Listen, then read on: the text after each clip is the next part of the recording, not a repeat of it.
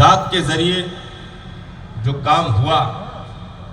63 سالہ زندگی کا وہ عظیم نچوڑ ہماری نگاہوں کے سامنے موجود ہے۔ مصطفیٰ جان رحمت نے رات و دن انت تک کوششیں کر کے جس دین کا پیغام ہمارے قلوب و اذہان تک پہنچایا، وہ دنیا کی نگاہوں سے پوشیدہ نہیں ہے، کیونکہ زمین پر مصطفیٰ جان رحمت کی مقدس ذات نے ان پتھریلی گلیوں میں چل کر کے دین کے لیے جو راستے ہموار کر دیے، صبح قیامت تک کوئی مائی کا لال ان راستوں کو مسدود نہیں کر سکتا ہے۔ آقا دو عالم لے جانے کے بعد لوگوں نے یہ سمجھا کہ بات ختم ہو گئی، اب چیزیں مدھم پڑ جائیں گی، اب راستے بند ہو جائیں گے، اب ان آوازوں کو خاموش کر دیا جائے گا جو کبھی ہیرا کی وادی سے گونجی تھیں، جو کبھی صفا کی چوٹی سے بلند ہوئی تھیں، ان آوازوں کو خاموش کر دیا جائے گا۔ لیکن انہیں کیا معلوم تھا کہ مصطفیٰ جان رحمت نے جسے اپنی ظاہری زندگی میں مسلح امامت پر کھڑا کر دیا تھا، وہ صدیق باصفا کی مقدس ذات اٹھ کر کھڑی ہوگی اور کہے گی ان فتنوں سے ادھر آؤ پیارے، ہنر آزمائے، تم تیر آزماؤ ہم جگر آزمائے۔ وہ مصطفیٰ جان رحمت کے سچے جانشین نے، جس نے مسند نبوت کو سنبھال کر کے خلافت کے ان عظیم پگڈنڈیوں پر چل کر کے امت کو یکجا کر کے بہت مختصر وقت میں صدیق اکبر نے اس دنیا کے لیے اور امت کے لیے ایک مثال چھوڑی اور یہ اعلان کر دیا کہ یارا یاد رکھنا دنیا میں ہم بھی آئے تھے۔ صدیق کی صداقت کے نعرے صبح قیامت تک بلند ہوتے رہیں گے، کیونکہ دنیا میں ہم بھی آئے تھے۔ ان کی دین کی خدمتیں قیامت تک یاد کی جاتی رہے گی، کیونکہ دنیا میں صدیق اکبر کی آمد ہوئی تھی۔ اسی طریقے پر جتنی بھی ہستیاں اس دنیا میں آنکھیں کھولی ہے دین کی رہبری کے تعلق سے، رہنمائی کے تعلق سے، امت کی خدمت کے تعلق سے،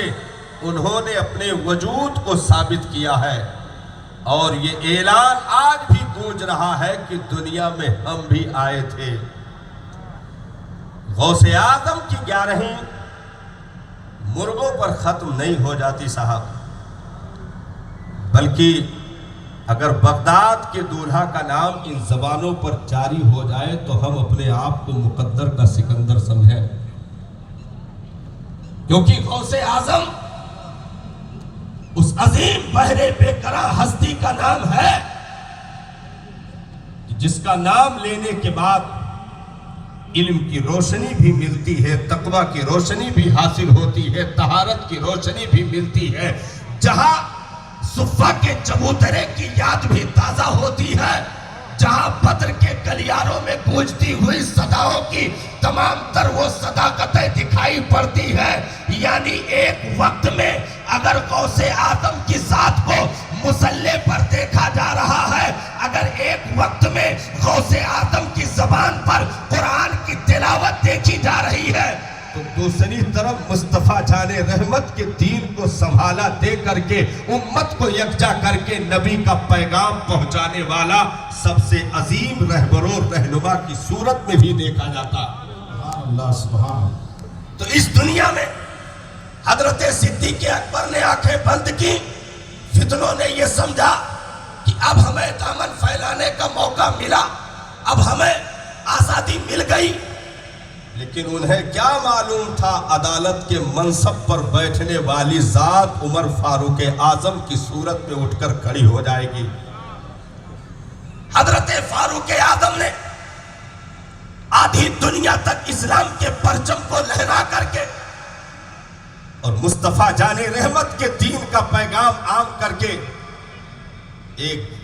خاتون کے گھر اپنے پشت پر آٹے کی بوری رکھ کر کے پہنچنا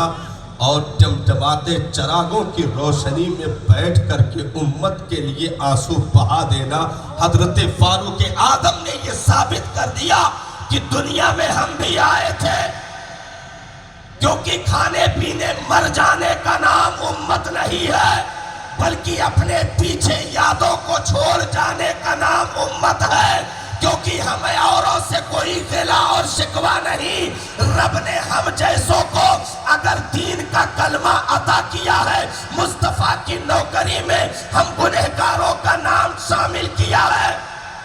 تو ہمیں ایسے آنکھیں نہیں بند کرنی ہے، بلکہ بستیوں سے گزرے تو پیچھے اپنے وجود کی خوشبوئیں چھوڑ کر جائے،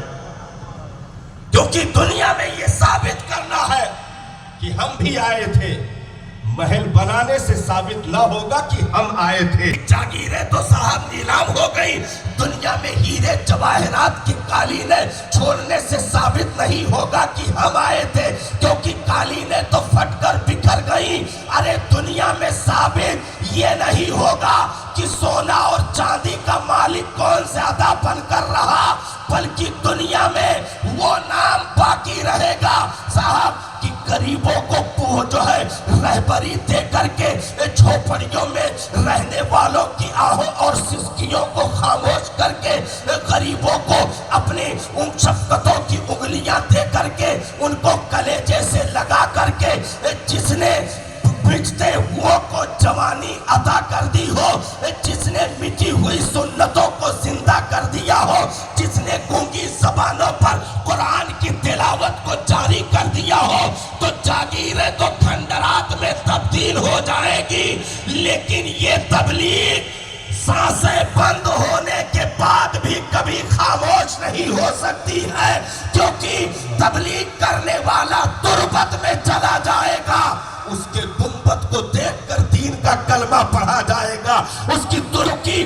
غریب و نواز کی مقدس ہستی نے اگر 90 لاکھ کو دین کا کلمہ دیا تو بات وہیں سے ختم نہیں ہوئی، آج بھی گنبد غریب نواز کو دیکھ کر کے دلوں کی دھڑکنیں تیز ہو جاتی ہیں، کیونکہ دنیا میں ہم بھی آئے تھے۔ یہ ثابت کرنا ہے صاحب، نوالے کھا کر کے ہضم کر جانا یہ تبلیغ نہیں ہے، کیونکہ رزق تو اس دار میں کتوں کو بھی مل جاتے ہیں۔ اگر کھانے پینے مر جانے کا نام زندگی ہو صاحب تو پھر قوم مسلم سے کوئی بحث نہیں، لیکن اگر اور کسی چیز کا نام زندگی ہے تو ہمیں اور آپ کو سمجھنے کی ضرورت ہے۔ ان علماء کی موجودگی میں، مرشدان اعظام کی موجودگی